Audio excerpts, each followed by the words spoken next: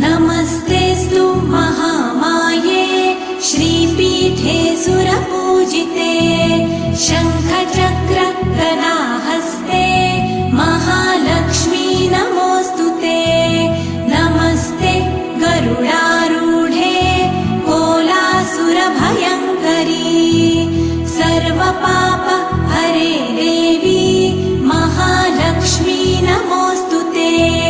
महादेव्यै च विद्महे विष्णुपत्न्यै च धीमहि तन्नो लक्ष्मी प्रचोदयात्।